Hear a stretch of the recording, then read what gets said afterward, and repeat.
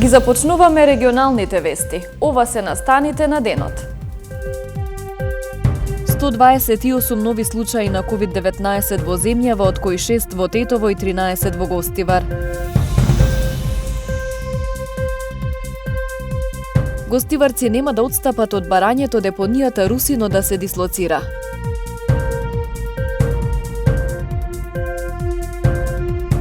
Преку Центарот за вработување ќе се спроведат обуки за слаткари наменети за невработени лица. Во последните 24 часа направени се 1025 тестирања, а регистрирани се 128 нови случаи на COVID-19, од кои 6 во Тетово и 13 во Гостивар. Починати се 6 лица, 4 пациенти од Скопје, 1 пациент од Кичево и 1 од Струга.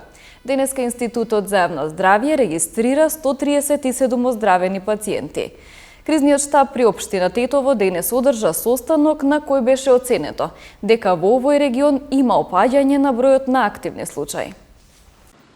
Денес во Тетово се регистрирани 6 нови случаи со COVID-19 и 11 оздравени лица. Во моментов 13 пациенти се хоспитализирани во клиничката болница, кои се во стабилна состојба. Кризниот штаб со заклучок дека во овој регион има опаѓање на бројот на нови случаи на дневно ниво, но продолжуваат апелите за почитување на мерките за заштита. Денеска вреднувавме дека тенденцијата последната недела ни била во опаѓање во однос на новите диагностицирани лица. Не сме надминале цифра, двоцифрен број. Остануваме при апелот дека мерките мора да ги одржиме и понатаму. Во однос на прашањето за свадбите и семејните свечености кои се прават во овој регион, градоначалничката Теута Арифи истакна дека инспекциите ги следат правните субјекти, а на семејните свечености граѓаните мора да се придржуваат до мерките. Инспекциите на централно и локално ниво претежно следат правни субјекти. Така да апсолутно ние ќе продолжуваме со следење на субјектите кои имаат обврска протоколарна, значи да се одржат до протоколите. Но исто така сакаме да апелираме уште еднаш до сите тие што имаат активности семејни собирања во нивните домови, да бидат предпазливи, да се одржи принципот на дистанца, за да се запази здравјето, значи на секои учесници. Вкупната бројка на ковид диагностицирани пациенти од почетокот на пандемијата во Тетово и Тетовско достигна 998. Од нив активно болни се 278 лица. За само едно деноноќие за неносење заштитни маски изготвени се прекршочни платни налози на 72 лица. Полициската статистика секој ден говори дека казни се пишуваат, но санкциите не ја зголемуваат совесноста кај граѓаните, кои ретко носат заштитна опрема. Секое второ или трето лице кое го евидентираше нашата екипа не носеше заштитна опрема. Од СВР Тетово велат дека граѓаните недоволно ги почитуваат здравствените препораки, иако како што велат полицијата е на терен и ги казнуваат сите оние кои не носат заштитни маски. За периодот од 1 мај заклучно со вчерашниот ден, односно 26 јули, се превземени преку 6920 мерки, од кои 282 се писмено предупредени лица, кои се превземени на самиот почеток од оваа мерка, додека над 6900 се пријави или врачени налози во врска со непочитување на оваа мерка. Граѓаните велат дека ретко кој носи маска. Ако сакаме да се заштитиме, мора да појдеме од самите себе си. Свесноста никој не може да ни ја наметне. Почитувам, а за другиве немам да гарантирам. Еве, сега идем од пошта пат без маска. Тоа е. Има ред да нема каков ред нема. Како може да е? Некој носи, некој не. Нема 10% што носи. Не е тоа редо. Тоа ако има ред, мора да има да се почитува режимот. Со омандија нема ништо. Има и такви кои не носат заштитна опрема и во затворени простори. Искористувам можност да апелирам до граѓаните да ја почитуваат ова мерка. Се работи за наша безбедност, безбедноста на нашите најблиски и на сите околу нас. Значи, доаѓа до израз, значи, проговорката подобро да спречиме отколку да лечиме. Затоа би ве замолил, значи тоа важи до граѓаните, да искористуваат, значи да стават маска во лицето, да се заштитуваат себе си, поготово во затворени простори или во простори отворени каде што има собрано поголема група на граѓани. Инаку за едно деноноќие на 18 лица изготвени им се нови решенија за изолација од страна на Државниот санитарни и здравствен инспекторат, а извршени им биле контроли на 793 лица со вакви решенија. Не биле констатирани неправилности околу почитувањето на решенијата. Во содејство со Државната пазарна инспекција пак била извршена контрола над 16 угостителски објекти во гостиварското подрачје и таму не биле констатирани никакви неправилности. Гостиварци нема да отстапат од барањето Русино да се дислоцира и не се согласуваат со реализација на проект за уредување. Овие ставови ќе ги пренесат на јавната дебата за проблемот, која општина Гостивар ја закажа за утре. Гостиварци повлекуваат црвена линија за Русино, децидни се за дислокација на депонијата и не се согласуваат со никакви поинакви решенија. Вчера вечер граѓанската иницијатива Стоп Русино чист воздух за Гостивар одржа состанок и ги утврди ставовите и барањата со кои ќе излезат на јавната дебата што ја организира општина Гостивар утре. Итно да престане, значи, палењето на постоечките ѓубришта што се во Русино.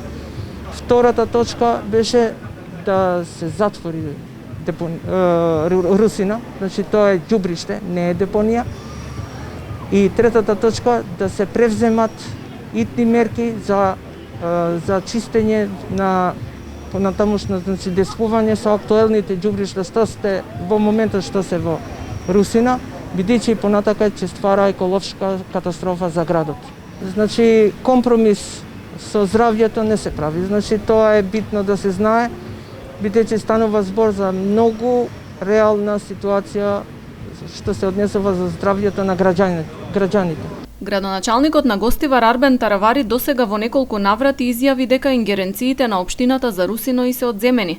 Денес преку соопштение Министерството за животна средина го демантираше. Владата не одзела надлежности за управување со отпад на ниту една општина, извести Министерството. Оттаму информираа за проектот за уредување на Русино како регионална депонија за полог со вкупна финансиска рамка од над 8 милиони евра. До започнувањето на функционирањето на јавното регионално претпријатие за Русино и проектните активности за изградба, обврската за оперирање со постоечката локација е се уште надлежност на општина Гостивар и јавното претпријатие Комуналец, нагласуваат од Министерството. Според нивното објаснување, општина Гостивар преку Комуналец има обврска да наплаќа за депонирање на отпадот и со тие средства да ја одржува локацијата, со технички услови за заштита на животната средина, спречување на влез на неформални лица, обезбедување од пожари и слично.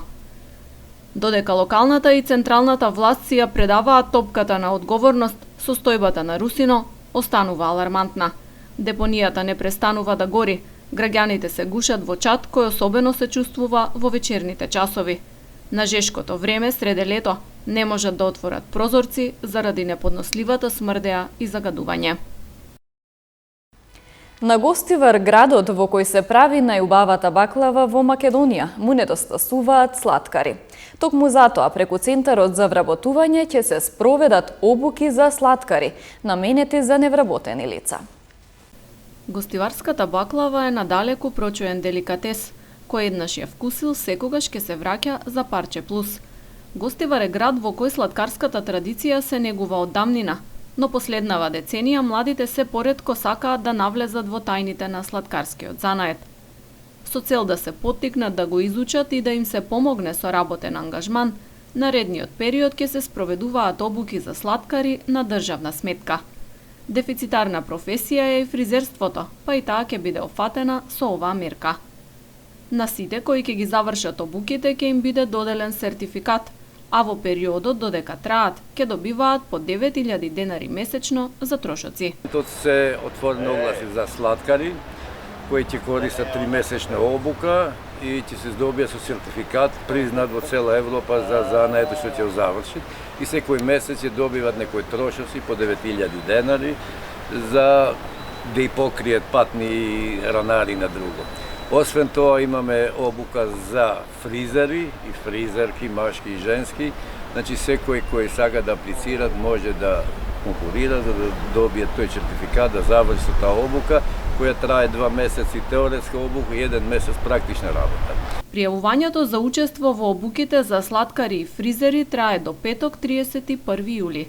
Интересот досега задоволува, оценуваат од Гостиварскиот центар за вработување. За сладкари се пријавиле над 20 невработени, додека за фризери досега 17. Во меѓувреме за Гостивар тече и огласот за лични асистенти на лица со посебни потреби. Завршени се испитувањата за квалитетот и безбедноста на површинските води во регионот за вториот квартал од годинава. Од Центарот за јавно здравје Тетово информираа за резултатите.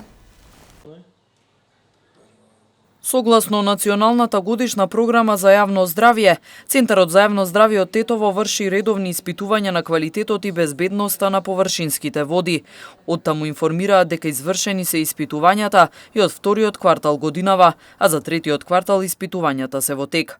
Доктор Радко Давидовски ги соопшти резултатите. Од извршените анализи добиените резултати од прилика за реката Вардар на горниот текот во втора категорија, на излезот од поранешната општина Тетово, после Егуновце, некаде више на кај трета категорија, испитана и реката Бистрица во горниот тек е втора категорија, долниот тек е, иако не работи Јуохром, трета категорија, а таа е притока пак на реката Вардар. Реката Пења е и во горниот и долниот тек од втора категорија, тоа што после градот е со некаде нарушена втора категорија, горниот дел од течението е од втора категорија и ја испитавме и Боговинска река е одличен со, може да се рече, од прва категорија е Боговинска река. На местноста Бањиче граѓаните често се упатуваат за рекреација.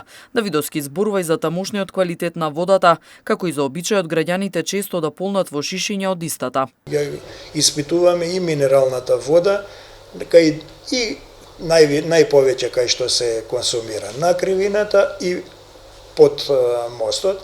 И двете анализи покажуваат дека минералната вода е безбедна и може да се консумира, но многу пати сум нагласил и сега ќе повторам.